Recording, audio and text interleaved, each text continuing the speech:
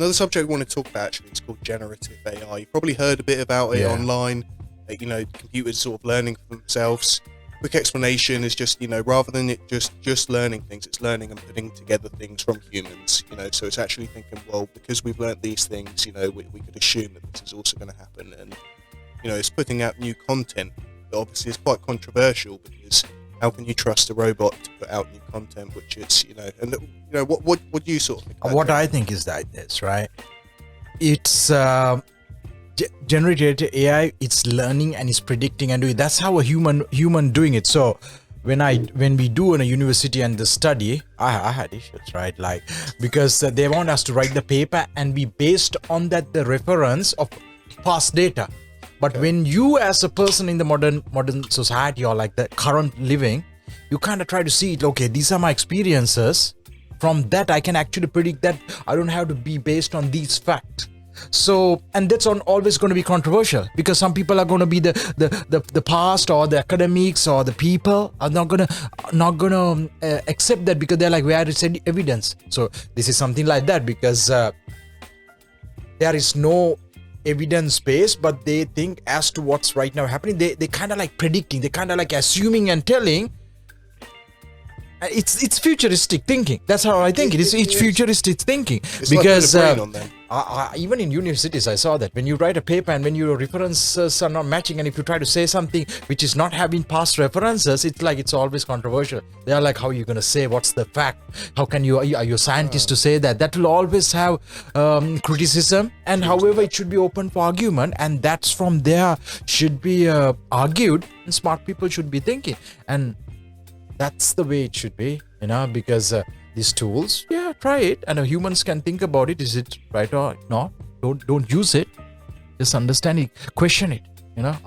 Question it. Really test the assumption. If AI, generative AI, propose something, what you should be doing, test it, check it, read about it. Can you tally it on? If you're not agreeing, it's a no, right? Use it as a resource, basically. It is, because it's an opinion. People don't. If they don't believe, like, if we go and talk about an opinion, some people are not going to be agreeing. So if you talk with some of the doctors or scientists, and if they are trying to be based on that science, and if you try to see from your own experiences and a healing power and a spiritual awakening, they're not going to believe. They're like, this cannot be backed by science. However, it can work for certain people depending on their life experiences, where they grew, how they live, how they work out, all those kind of things are based how their brain works. Because some people who are living in a hot situation, I'm thinking, right? They will be tired to think about it. Some people, a person is so peaceful eating the. This is exactly how I'm seeing the generative AI, which should be adopted. People should question, test it. Don't have to buy into full, and go about it really. This is it. And also, generative AI is also doing images and audio now. Sure, leads me on to another question I had. It's a big one actually, is it human or not? Because with so many, and especially if we might be having generative AI coming in, which is producing its own videos, audio, can almost show itself as you if it wanted to. Mm-hmm. How do we then know what's what? How do we know who's a human, who's what? I think that's going to be a big problem. one. Already, when I'm seeing I now can't trust it, so I'm like, they would see some of those famous persons talking. There's been big ones. Joe Rogan. Joe Rogan. It's just like, now what's going to happen? We're not going to believe. Yeah, of course. So what will happen? So if you'll show Joe Rogan or some of the people, we see a video, I'm like, if it is something that I never kind of felt he was talking before, when I'm hearing, and if he actually says that, I won't even believe or think. I'm like, I always start questioning, like, is it AI? Is it a video? Point, actually. It does put a lot of disbelief to content, because especially for TikTok, again, this is quite personal, but you hold a higher level of judgment on TikTok. E.g., you're thinking a lot of it might be a lie. Rather than started off with YouTube where you're doing tutorials and guides. Now, when you're watching TikTok, half of it you're thinking, is this like somebody just trying to get views? Is this AI written? Is somebody just produced this just for So it's always a bit questionable, the stuff. But I've watched some really good ones. Joe Rogan's actually showed on his show where it's him talking. It's his voice, and they've made it do that. There's this one guy that does it to promote his own brand, right? It's very dodgy. He shouldn't be doing it, but he makes these AI videos of famous people on his show promoting his product. Then Joe Rogan's gone, goes, I've never said this. He goes, somebody, AI. That's some of the thing, because is it specific? So basically what it was, I think the guy has some sort of like a fitness supplement, right? So what he's done, a supplement, like pre-workout, stuff like that. So he sells that. So what he's done is he made a fake one where he's got the Joe Rogan curtain behind him. Yeah. He's answering as if Joe Rogan's just asked him, promoting this product. I felt for some products is now going on, because when of course Joe Rogan or some known person is on the product, on the it's taken off. It's his influence, right? So crime, isn't it? It's just gone from nothing to... I was seeing some people, I'm like, they actually endorse this, because even this podcast, how people are saying, I'm talking, you don't have to be here. There could be another person. We just combine this, and then it's like they actually had the conversation and they merge it, because they have so many videos done. Like those podcasters, they can take several sections and showcase like they're agreeing. They're kind of like they're a little bit of words. This is it. All you need is just something controversial, and then you turning around going, yeah, I totally agree, from another clip.